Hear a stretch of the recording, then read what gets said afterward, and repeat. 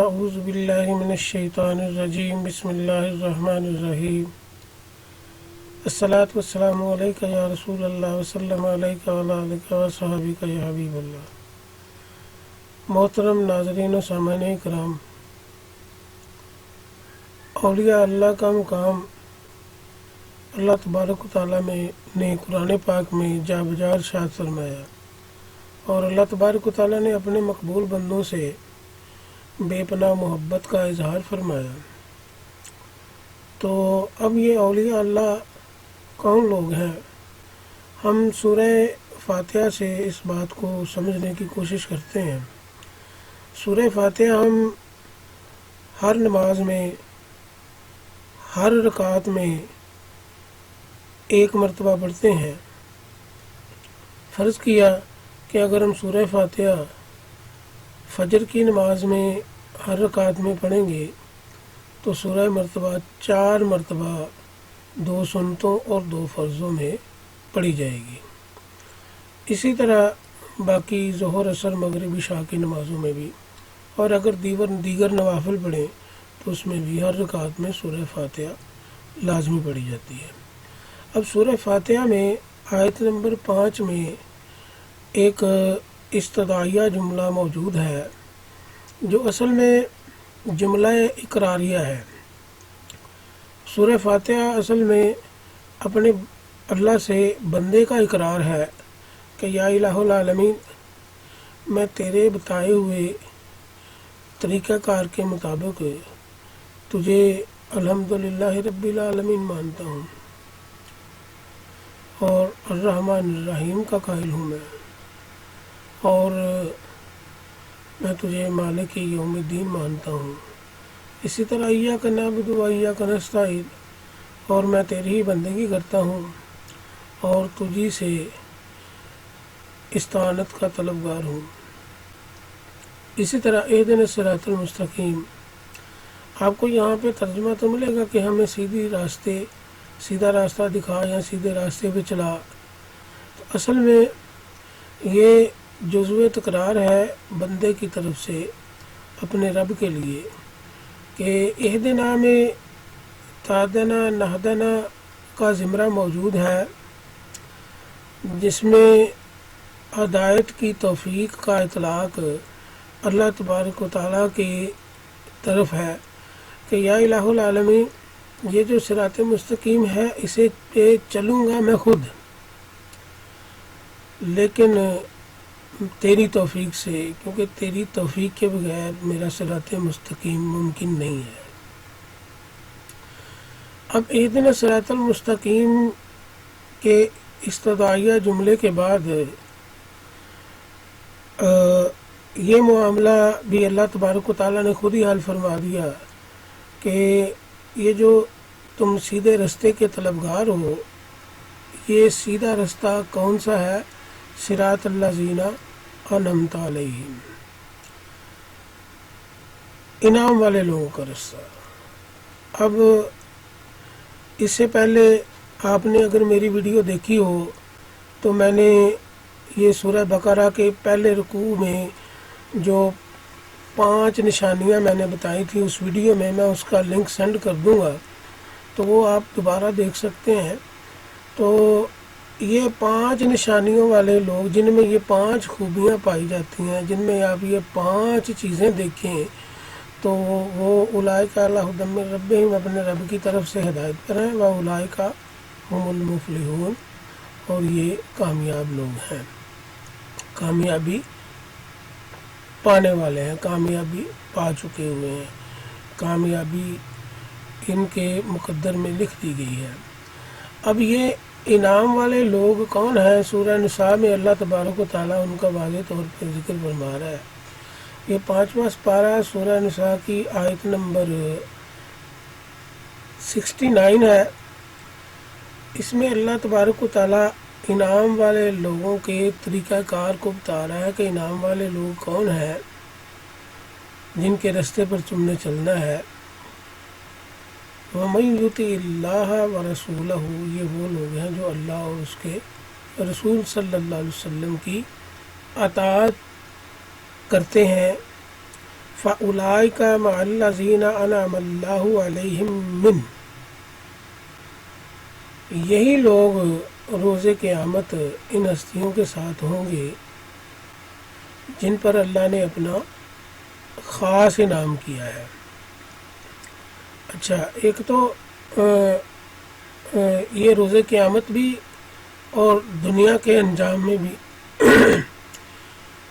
جو لوگ اولیاء اللہ سے اپنی محبت کرتے ہیں تو وہ تو ہوتے ہی دنیا میں اولیاء اللہ کے ساتھ ہیں اور ان کے نقش قدم پر چلتے ہیں۔ تو اب یہ کون لوگ ہیں؟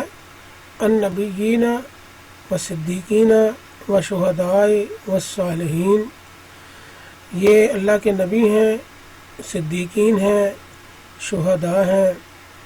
اب یہاں پہ شہداء کا کیا مطلب ہے؟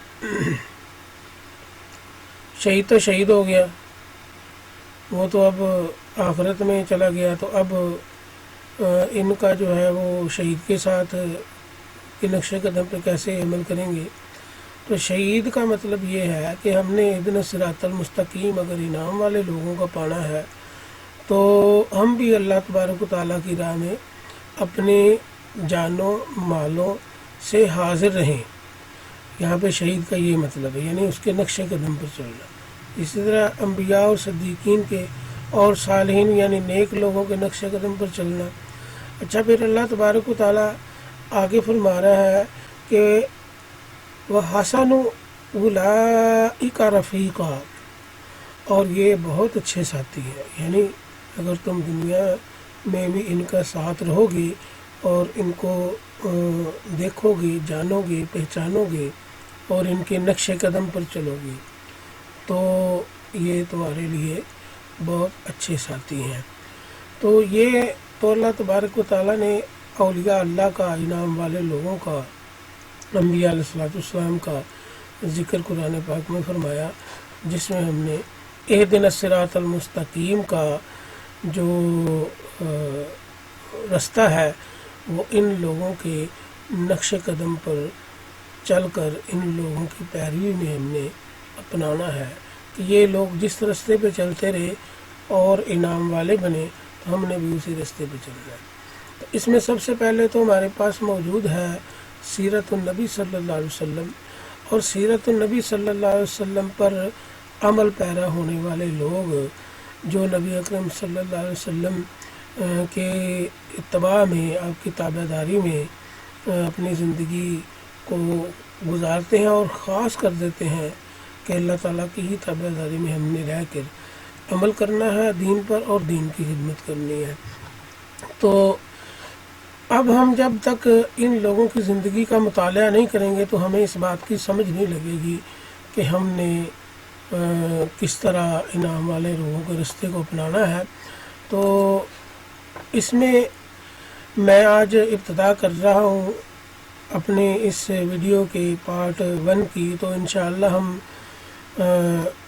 ایسے لوگوں کا تعارف آپ سے کروائیں گے جنہوں نے اپنی زندگی کو خالصتاً اللہ تبارک و تعالیٰ اور رسول صلی اللہ علیہ وسلم کی اتباع میں، تابع داری میں گزارا، اور وہ لوگ اپنے اوصاف اور خوبیوں کی وجہ سے بظاہراً جو ہمیں ان کے اعمال نظر آتے ہیں وہ انعام والے لوگ ہیں، جنہوں نے حق و صداقت کو اپنایا اور اللہ تبارک و تعالیٰ کے احکامات کے پابند رہے، فرائض و واجبات کو ادا کرتے رہے اور اپنی زندگی کو مخلوق خدا کی خدمت کے لیے وقف کر دیا۔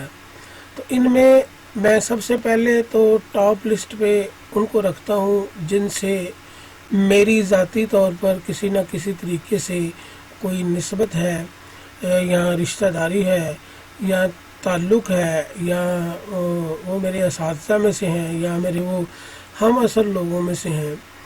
تو ان میں سب سے پہلے میں پیر سید جماعت علی شاہ رحمۃ اللہ تعالیٰ علیہ سے اپنے اس انعام والے لوگوں کے سلسلہ کی ویڈیو کا آغاز کرتا ہوں۔ پیر سید جماعت علی شاہ صاحب رحمۃ اللہ تعالیٰ علیہ کی میرے ساتھ کئی نسبتیں ہیں۔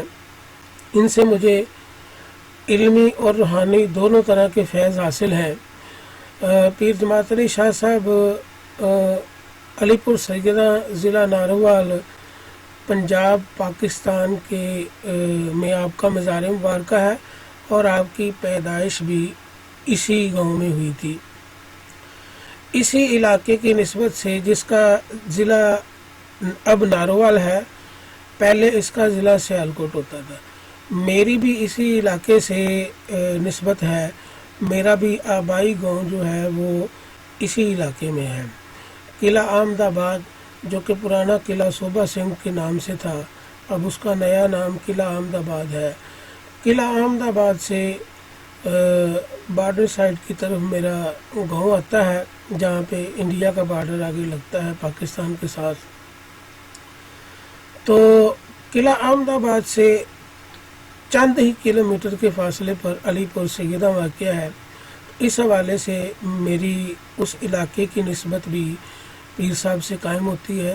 اور پھر اس کے علاوہ میرے جو خاندانی بزرگ ہیں، ہمارا خاندان 850 سال سے یہیں پر آباد ہے۔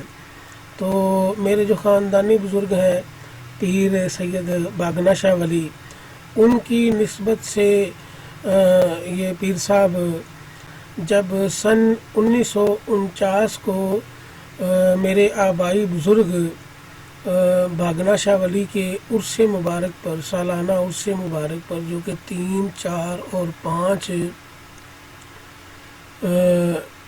مئی کو ہوتا ہے، تو یہ پیر صاحب بھی وہاں پہ تشریف لائے، اور یہ ان کی بڑی محبت ہے۔ بہت کمزور اور لاغر تھے، تو میں اس وقت ابھی چھوٹا تھا، تو مجھے وہاں پہ پیر صاحب کی زیارت بھی نصیب ہوئی۔ اور اس سے پہلے بھی میں نے دیکھا تھا، لیکن میں بہت ہی چھوٹا تھا، میرے یادداشت میں اتنا نہیں تھا۔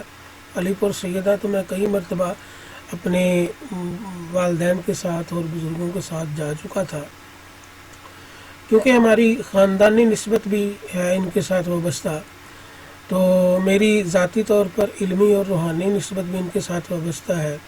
اور پھر میرے جو ابو جد ہیں ان کا بھی تعلق ان سے ہے۔ تو اس نسبت سے میں نے سب سے پہلا جو اس ویڈیو کا آغاز ہے وہ پیر سید جماعت علی شاہ رحمۃ اللہ تعالی علیہ سے کیا۔